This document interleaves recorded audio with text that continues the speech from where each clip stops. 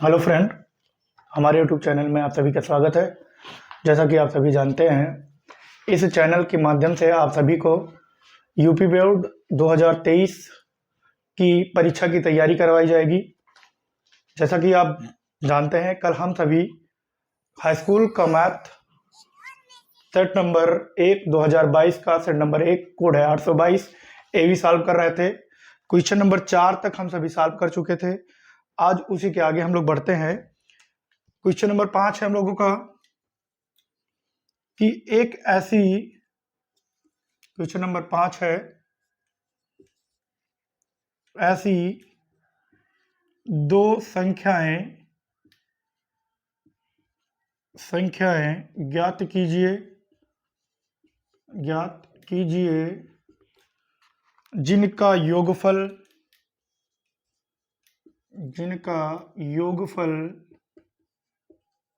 27 हो और गुणनफल 182 हो। ये हम लोगों को सॉल्व करना है।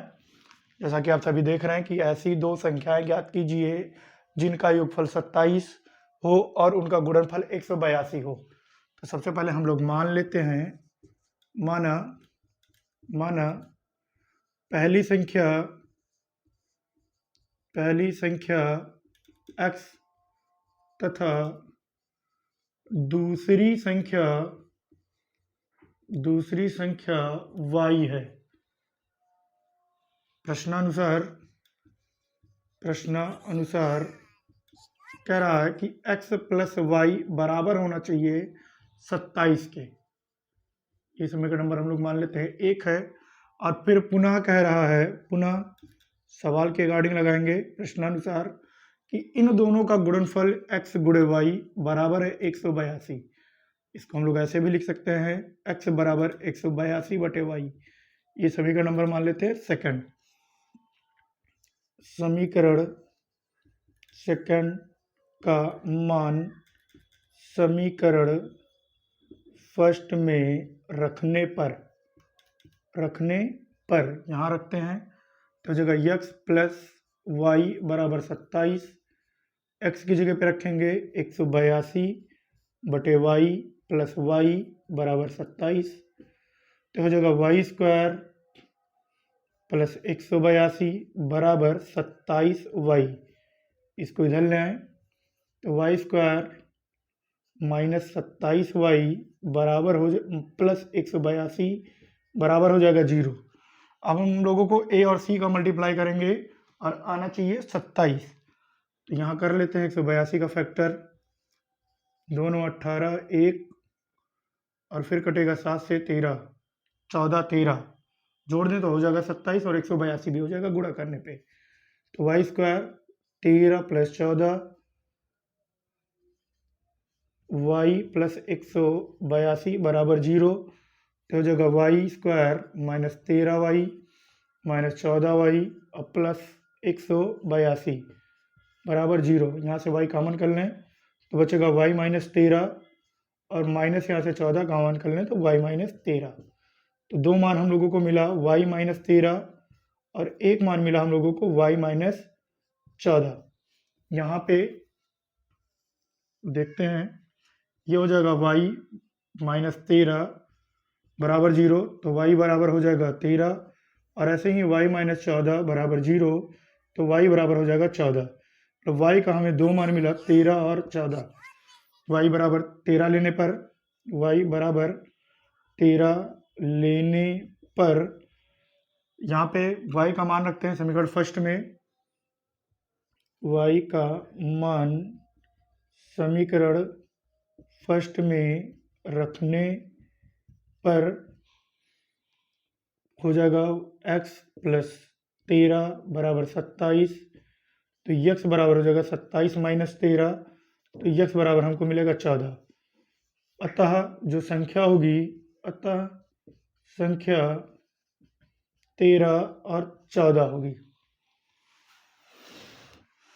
फिर अगला सवाल, दूसरा सवाल हम सभी देखते हैं कि उस रेखा पर जो अक्षों से a और b का अंतःखंड काटती है, मूल बिंदु से डाले गए लंब की लंबाई p है, तो सिद्ध कीजिए। देखते हैं ख नंबर। उस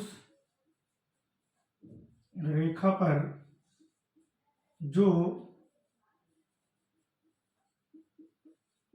अक्षों से a और b अंतःखंड b का अंतःखंड काटती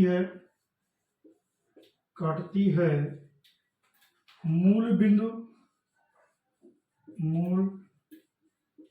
बिंदु से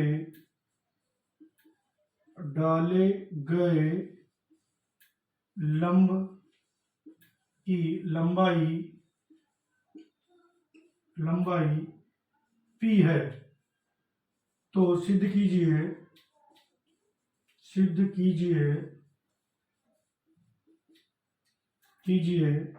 1/p square equal to 1/a square plus 1/b square.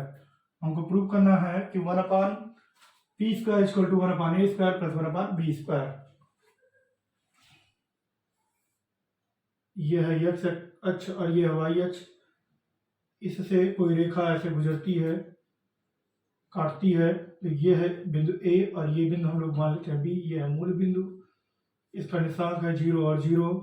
यहाँ पे काटती है x अक्ष पे A, तो ये हो गया A और 0, और y अक्ष पे काटती है तो 0 और B, ये हो गया इसका कोऑर्डिनेट। मूल बिंदु से डाला गया जो लंब है ये है हमारा बिंदु P।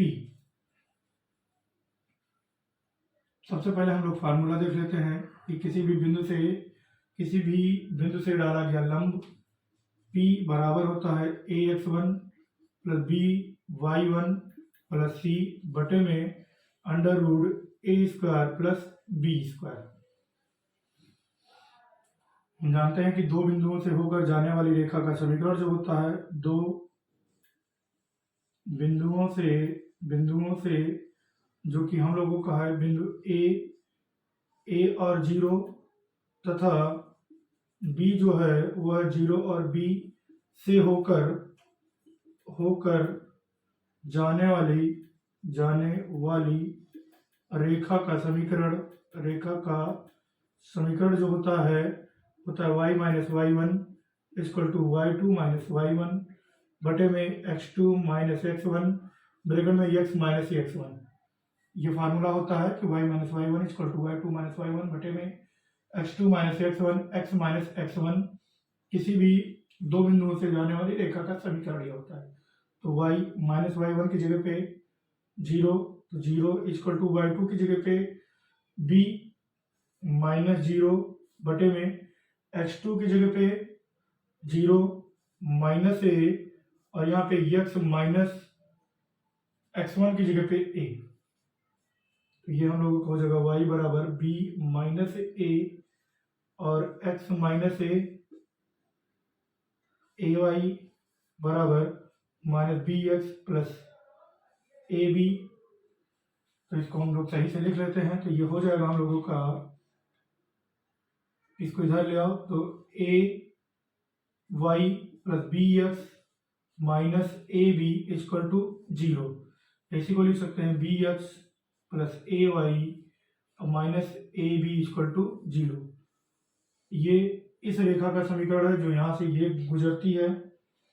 अब ये डाला गया लंब है, तो डाले गए लंब की लंबाई है p बराबर मूल बिंदु, तो ax1 मतलब ये हो जाएगा a गुणे 0 प्लस b गुणे 0 और प्लस c, तो c का जो मान है माइनस ab है, ये हो जाएगा माइनस ab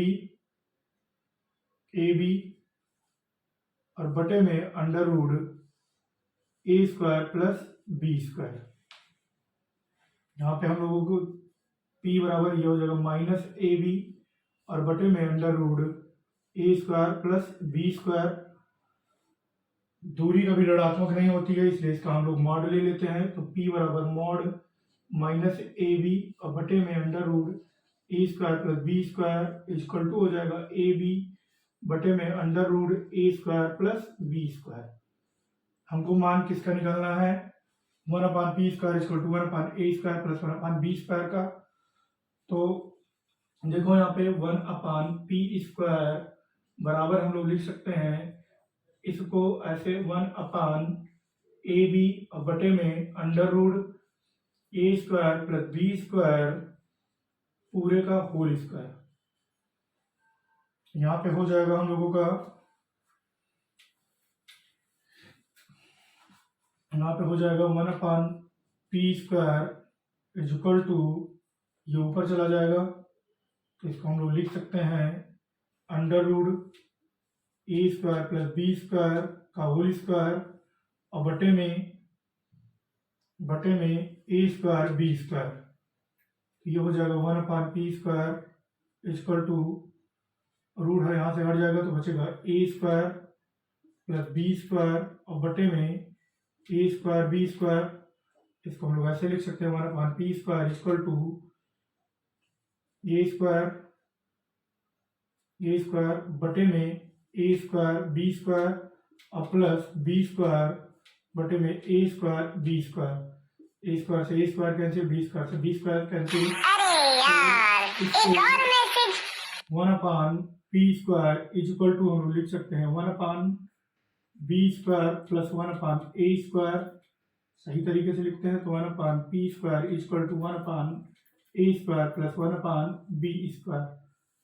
यही हमको प्रूव करना था कि 1/p square is equal to 1/a square plus 1/b square. ये हो गया प्रूव। फिर अगला सवाल हम लोग देख लेते हैं कि एक लंबवृत्तीय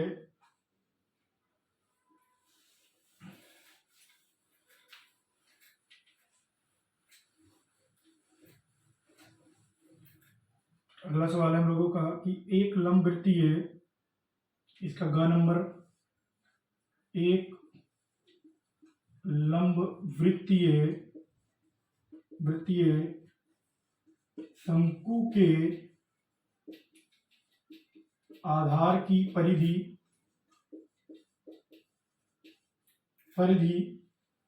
24 पाई है, 24 पाई सेंटीमीटर तथा ऊर्ध्वाधर ऊंचाई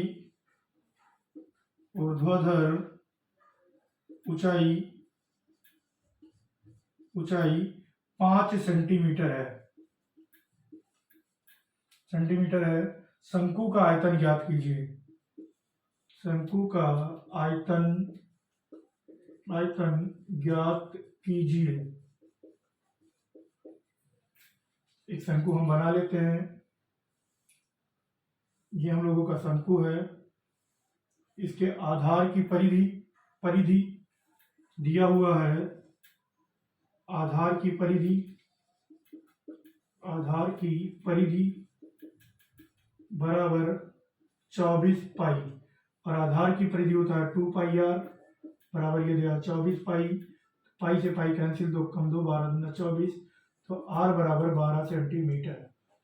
और एच का मान जो दिया है, ये आर हम लोगों का आ गया 12 सेंटीमीटर और एच का मान दिया है 5 सेंटीमीटर। ये दिया है 5 सेंटीमीटर। तो शंकु का जो आयतन होता है, शंकु का आयतन बराबर होता है 1/3 pi r square h. 1/3 pi r square H.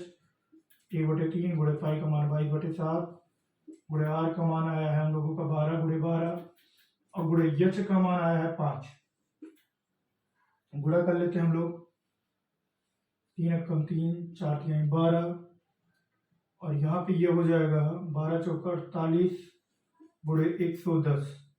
गुणा कर लेते हैं इसका तो 110 48 0 8 8 0 4 4 0 8 8 4 12 2 सिलाया 5 और बटे में 7 है।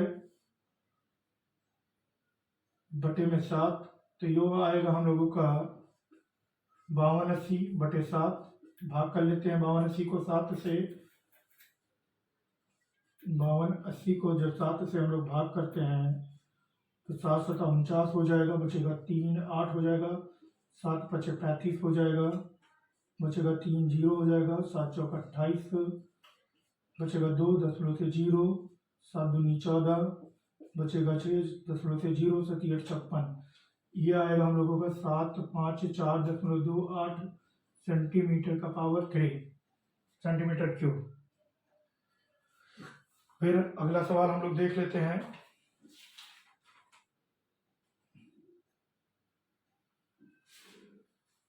अगला सवाल जो हम लोगों का है,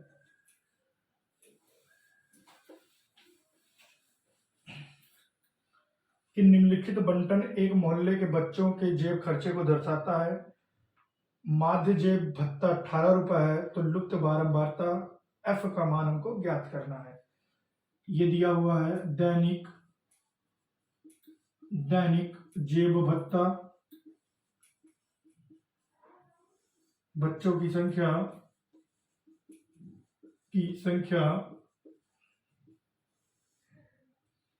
11 से 13, 13 से 15, 15 से 17, 17 से 19, 19 से 21, 21 से 23 और 23 से 25।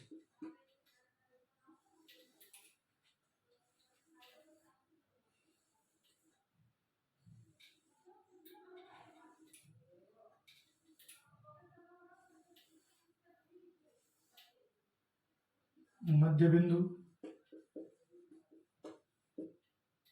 ये है हम लोगों का यफ, ये हो जाएगा यक्स, ये हो जाएगा यफ इंटू यक्स।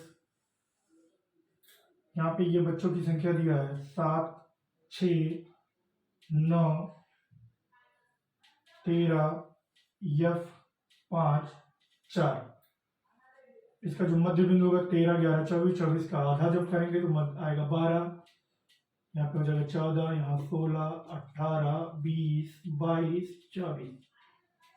इसका गुणा इससे करेंगे तो ये हो जाएगा 84, 14 छक 84, 9 छक 54, 4 5 9 9 5 14, 13 1 104, हासिल आएगा 10, 13 कम 13 और 10 23। ये इसको हम लोग इधर लिख लेते हैं, गलती नहीं होगी। 110 और 96 सबको जोड़ लेते हैं तो 7 6 13 9 22 और 3 22 3 25, 25 और 5 30 और 4 34, 4 हासिला 3 3 और 1 4 प्लस यफ। और यहाँ पे जब इसको ऐड करते हैं, ये हम लोगों का यफ है, इसको जब ऐड करते हैं यफ नहीं, ये रखते हैं हम लोग यन, समेशन ऑफ यफ। इसको जब करते हैं तो 4 4 8 4 12, 12 6 18, हासिल आए 1 9 9 8 17, 17 और 4 21, 21 और 1 22, 22 और 3 25 और 25 और 9 34 का 4 3 4 2 6 और 1 7 प्लस 20 यफ। समांतर माध्य बराबर होता है, समांतर माध्य बराबर होता है कुल पदों का योग, कुल पदों का योग बटे पदों की संख्या, पदों की संख्या। समांतर माध्य का मान दिया हुआ है 18, तो 18 बराबर कुल पदों का योग है 7 4 8 प्लस 20 यफ, और जो पदों की संख्या वो 44 प्लस यफ। गुणा कर देते हैं, 18 चौका 72 2 7, 18 चौका 72 और 7 89 प्लस 18 यफ बराबर 7 4 8 प्लस 20 यफ। इसको उधर ले जाओ तो 20 यफ माइनस 18 यफ बराबर हो जाएगा 792 और माइनस 7 4 8, तो 20 में से 18 गया तो 2 यफ बराबर बचेगा 4, यहाँ बचा 8 4, तो ये हो जाएगा यफ बराबर 44 बटे 2, 22 दूना 44, तो यफ बराबर आ जाएगा हम लोगों का 22। यफ का जो मान आएगा वो 22 आएगा।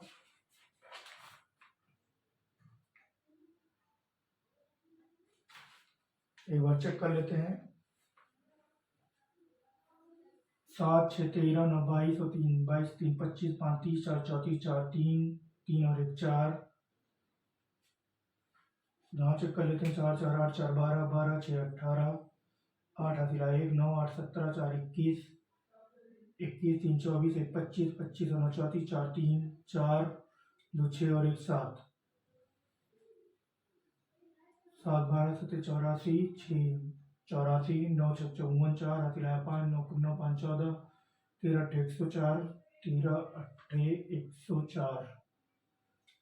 यहाँ गलत हो गया हम लोगों से थोड़ा सा। 13 8 104 का 4 हाथ हिलाया 10 और 13 कम 13 और 10 23 हो गया यहाँ पे 20। अब थोड़ा सा करेक्शन करते हैं हम लोग।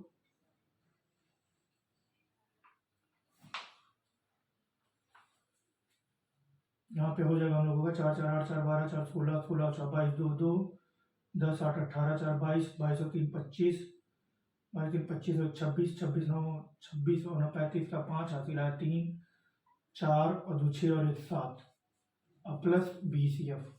ये हो जाएगा हम लोगों को 752 प्लस 20 यहाँ भी 752 प्लस 20 यहाँ भी 752 यहाँ 752 कर लेंगे। ये 792 प्लस 752 तो यहाँ पे घटाएंगे तो यहाँ बचेगा 40 और यहाँ पे 40/2 तो ये हो जाएगा हम लोगों का 20। तो यफ का मान आएगा वो 20 आएगा। फिर अगला सवाल देख लेते हैं हम लोग 6 नंबर।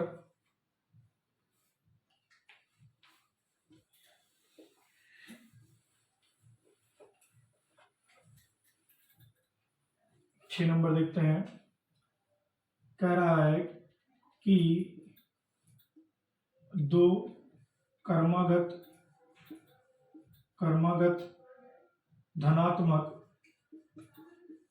धनात्मक सम संख्याओं के वर्गों का योगफल 244 है। संख्याएं ज्ञात कीजिए। संख्याएं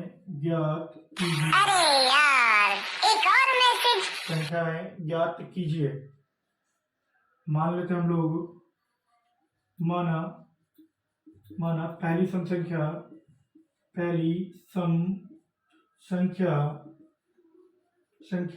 2x तथा दूसरी कर्मागत सम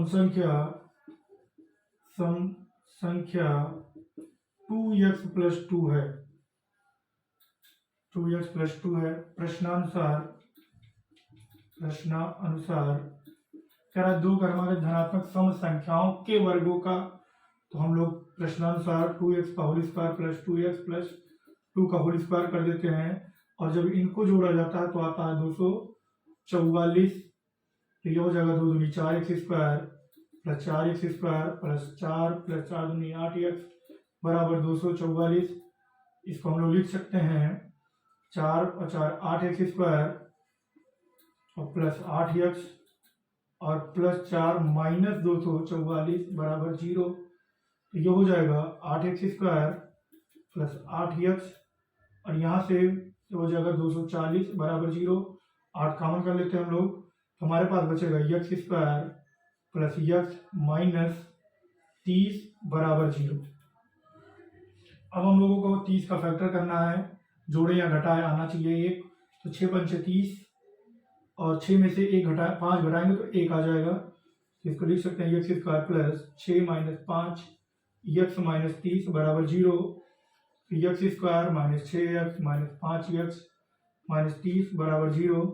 यहाँ से x कॉमन कर लेते हैं तो x - 6 और यहाँ से प्लस माइनस यहाँ प्लस होगा। तो ये हो जाएगा हम लोगों का x कॉमन किया तो x + 6 और -5 कॉमन कर लेते हैं तो x + 6 बराबर 0 होगा। तो x - 5 और x + 6 बराबर 0। तो x का हमें 2 मान मिलेगा। एक मिलेगा 5 और एक मिलेगा -6। अतः x बराबर 5 लेने पर जो सम संख्याएं होंगी अर्थात संख्याएं जो होंगी पहली संख्या होगी हम लोगों की, पहली संख्या होगी जो हम लोगों की, वो हम लोग माने 2x, 2 × 5 बराबर 10 हो जाएगा। और दूसरी जो क्रमागत संख्या होगी, दूसरी क्रमागत संख्या जो माने हम लोग, वो माने हैं 2x + 2, 2 × 5 + 2, 2 पंचे 10 और 2 12। जो दोनों संख्याएं होंगी वो 10 और 12 होंगी। ये हो जाएगा हम लोगों का। फिर अगला जो सवाल है हम लोगों का वो ये है कि दी गई आकृति में त्रिज्यखंड ख नंबर है,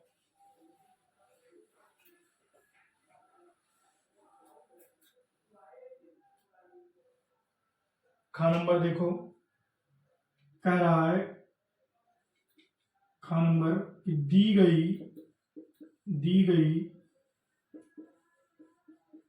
आकृति में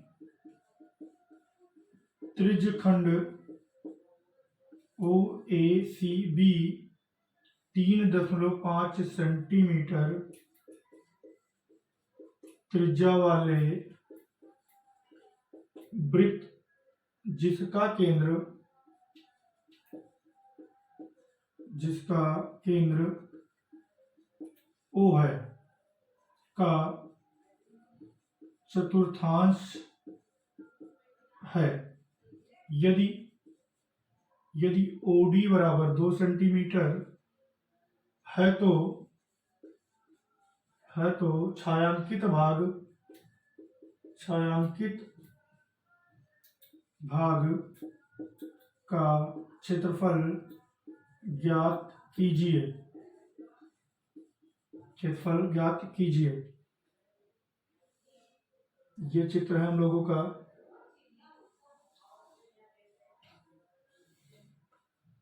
अरे यार, एक और मैसेज। ये चित्र है, ये छायांकित भाग है, इसका हमको क्षेत्रफल ज्ञात करना है। इसकी जो त्रिज्या है वो है 3.5 सेंटीमीटर और यहाँ से यहाँ तक जो है वो 2 सेंटीमीटर है। ये हम लोगों का BOAC। हम लोग जानते हैं कि वृत्त के चतुर्थांश का जो क्षेत्रफल होता है πr²/4। हम लोग यहाँ से निकाल लेते हैं। पाई का मान होता है 3.14 गुणे आर का मान जो दिया है, या 3.14 के बजाय हम लोग 22/7 रखते हैं, और आर का मान दिया है 3.5 और गुणे में 3.5। अरे यार, एक और मैसेज। 2 दूनी 4, 11 दूना 22, 7 पचे 35, 0.5। और जब इसका मल्टीप्लाई इससे करेंगे तो ये 10 हटा दें, 0 बढ़ा दें, 5 एकम 5, 5 और 20। यहाँ पे बचेगा 11 बचे 55 का 5 हासिल आया 5 और 11 3 33 और 5 38। दशमलव यहाँ लगेगा बटे में 4। इससे जब इसको भाग करेंगे तो 4 9 36 बचेगा, यहाँ पे 36 2 हो जाएगा 25, 4 6 24 बचेगा 1 हो जाएगा 10, 4 दूनी 8 और 4 पंचे 20, इतना सेंटीमीटर स्क्वायर। अब यहाँ पे एक त्रिभुज बन रहा है OB और यहाँ पे इसको कोई बिंदु मान लेते हैं D, OBD। तो त्रिभुज OBD का क्षेत्रफल बराबर होता है बटे 2 गुणे आधार गुणे ऊंचाई। ये हो जाएगा 1/2 गुणे आधार है 3.5 और गुणे ऊंचाई है 2, तो ये 2 से ये 2 कैंसिल हो जाएगा। हमारे पास बचेगा 3.2 सेंटीमीटर, 3.5 सेंटीमीटर स्क्वायर। अब रेखांकित भाग का क्षेत्रफल ज्ञात करना है हमको। तो रेखांकित भाग का क्षेत्रफल बराबर होगा चतुर्थांश का क्षेत्रफल माइनस त्रिभुज का क्षेत्रफल। वृत्त के चतुर्थांश का क्षेत्रफल, तो वृत्त के चतुर्थांश का क्षेत्रफल है 9.625 और माइनस वृत्त का क्षेत्रफल है 3.5। 0 भी लिख सकते हैं हम इसको, तो जगह 521.6 सेंटीमीटर स्क्वायर। ये हो जाएगा हमारा जो रेखांकित भाग है, छायांकित भाग है, उसका क्षेत्रफल हो जाएगा। फिर कह रहा है कि 5 सेंटीमीटर, 6 सेंटीमीटर, 7 सेंटीमीटर भुजा वाले एक त्रिभुज की रचना कीजिए और फिर एक अन्य त्रिभुज की रचना कीजिए जिसकी भुजाएं दिए हुए त्रिभुज की संगत भुजाओं की 7/5 गुनी है। तो ये आप सभी खुद करेंगे, खुद से स्वयं से करें।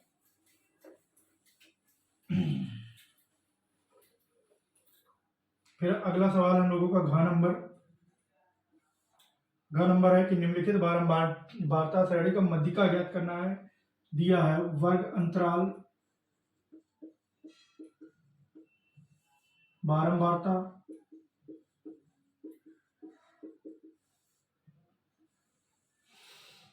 ये दिया 0 से 10, 10 से 20, 20 से 30, 30 से 40, 40 से 50, 6, 9, 12, 8, 15। संचयी बारंबारता हम लोग लिख लेते हैं। संचयी बारंबारता 6, 9, 6, 15, 15, 12, 27, 27, 8, 35, 35, 15, 50। तो जो हम लोगों का यन आया, यन बराबर 50 आया। मध्यिका बराबर होता है, मध्यिका बराबर होता है L1 plus L2 minus L1 बटे में F ब्रैकेट में n/2 माइनस C। सबसे पहले हम लोग n/2 25 हम लोगों को इसमें मिलेगा, तो ये हो जाएगा हम लोगों का F, ये हो जाएगा L1 और ये हो जाएगा L2। बारंबारता के ऊपर को हम लोग संचयी बारंबारता C मान लेते हैं संचयी बारंबारता में। तो L का मान हम लोगों का 20 प्लस 30 माइनस 20 बटे में 12 ब्रैकेट में 25 और माइनस 15। तो ये हो जाएगा 20 प्लस 10 बटे में 12, यहाँ से बचेगा 10, तो ये हो जाएगा 20 प्लस 100 बटे 12, 12 × 96 बचेगा 4, दशमलव से 0 लगाएंगे हो जाएगा 40, 12 × 36 बचेगा 4, फिर 12 × 36, ये हो जाएगा 20 प्लस 8.33, तो हो जाएगा 28.33। ये हो जाएगी मध्यिका। फिर 7 नंबर देख लेते हैं हम लोग। अगला सवाल हम लोगों का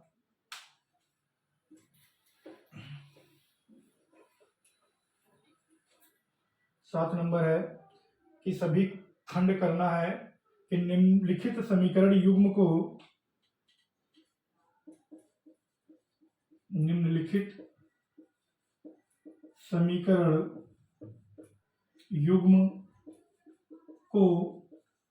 रैखिक समीकरण युग्म में बदलकर हल कीजिए।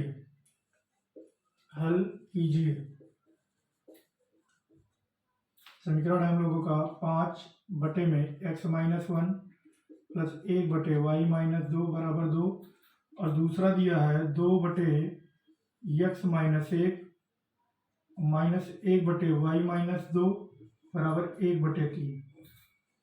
तो सबसे पहले हम लोग इसको रैखिक समीकरण बनाएंगे। जहाँ पे लिखा है 1/x माइनस 1, तो उसको 1/x माइनस 1 इसको पहले हम लोग लिख लेते हैं। 5 बटे x माइनस 1 प्लस 1 बटे वाई माइनस 2 बराबर 2, और दूसरा 2 बटे x माइनस 1 माइनस 1 बटे वाई माइनस 2 बराबर 1 बटे 3। मान लेते हैं कि 1 बटे x माइनस 1 बराबर a और 1 बटे वाई माइनस 2 बराबर b, ये हम लोग मान लिए हैं। माना तो इतने की जगह पे हम a लिख सकते हैं, इतने की जगह पे हम b लिख सकते हैं। तो ये जो समीकरण होगा 5a प्लस b बराबर 2, समीकरण नंबर 1 हो जाएगा। और यहाँ पे ये हो जाएगा 2a माइनस b बराबर 1 बटे 3 हो जाएगा। जोड़ने पर ये कैंसिल हो जाएगा। 5 2 7a बराबर 2 प्लस 1 बटे 3, तो ये हो जाएगा 7a बराबर 3 6 और 1 7, तो ये 7 से ये 7 कैंसिल, तो a बराबर हम लोगों को मिल गया 1/3। a का मान समीकरण फर्स्ट में रखने पर समीकरण फर्स्ट में हम a का मान रख देते हैं, ये समीकरण नंबर 2 है। समीकरण फर्स्ट में मान रख देते हैं, तो 5 गुणे 1/3 प्लस b बराबर 2, तो जगह 5/3 प्लस b बराबर 2, तो b बराबर हम लोग लिख सकते हैं 2 माइनस 5/3, तो 1 और 3 कैल्शियम 3, तो जगह 6 माइनस 5, तो b बराबर जो आया हम लोगों का, b बराबर वो आया 1/3। a और b दोनों का मान आया है। अब जो हम a और b माने थे वहां रख देते हैं a और b का मान। a व b का मान रखने पर यहाँ पे हम लोग मान रखते हैं, तो 1/x माइनस 1 बराबर 1/3, तो x माइनस 1 बराबर 3, तो x बराबर 3 प्लस 1, x बराबर हम लोगों का 4 हो जाएगा। इसी प्रकार b वाले में रखते हैं, तो 1/y माइनस 2 बराबर b 1/3, तो ये हो जाएगा y माइनस 2 बराबर 3, तो y बराबर हो जाएगा 3 प्लस 2, तो y बराबर हम लोगों को मिल जाएगा 5। तो x और जो y का मान आया है वो 4 और 5 होगा।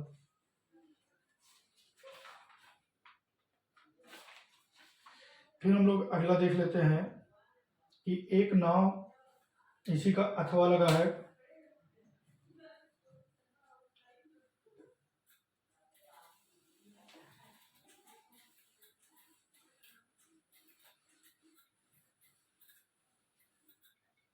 इसका अथवा देखो, कह रहा कि एक नाव शांत जल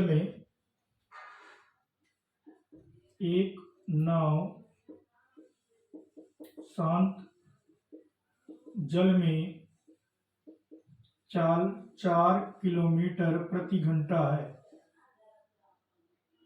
धारा की दिशा में 12 किलोमीटर जाने तथा धारा के विपरीत दिशा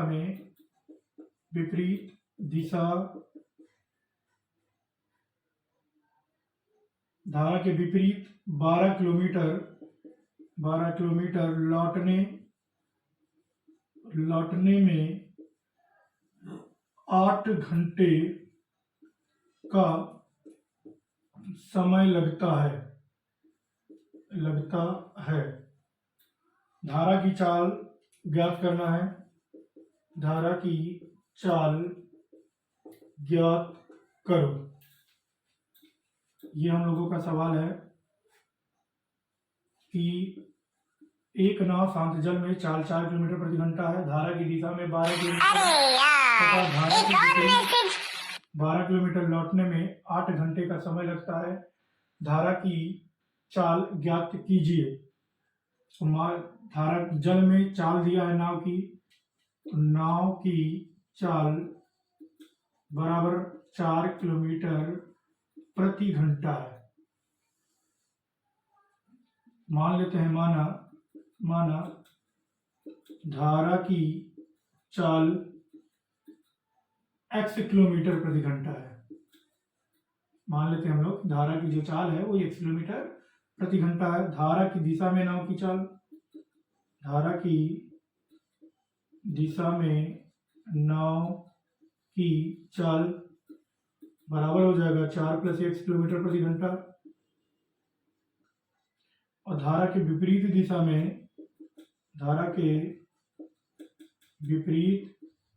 दिशा में नाव की चाल जो है वो हो जाएगा 4 - x किलोमीटर प्रति घंटा।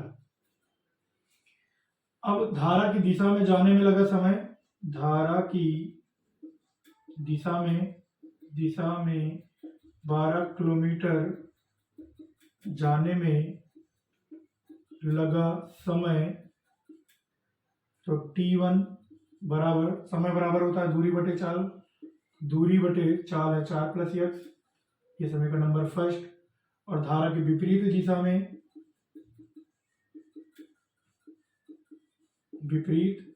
में 12 किलोमीटर जाने में लगा समय, ये हो जाएगा T2 बराबर 12/4 माइनस एक्स। ए समीकरण नंबर 2। अब कह रहा है कि 12 किलोमीटर लौटने में 8 घंटे का समय लगता है, तो कुल समय T1 प्लस T2 बराबर हो जाएगा 12/4 प्लस एक्स और प्लस 12/4 माइनस एक्स।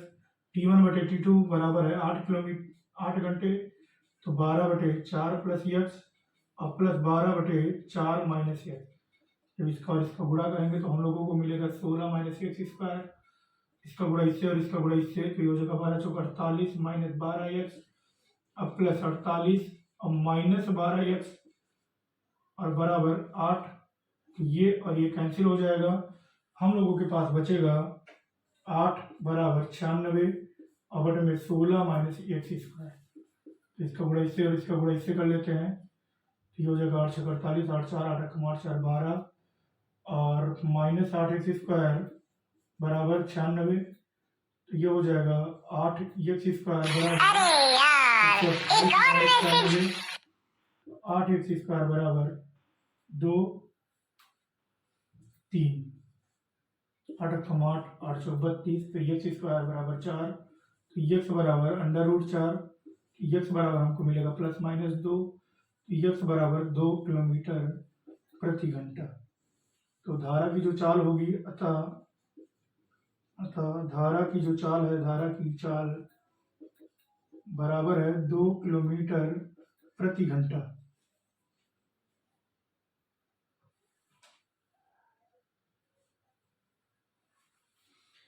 फिर अगला सवाल हम देखते हैं इसी का जो दूसरा वो है 7वें का ही दूसरा। कह रहा कि भूमि पर स्थित बिंदु x से ऊर्ध्वाधर स्थित मीनार PQ के शीर्ष Q का उन्नयन कोण 60 अंश है।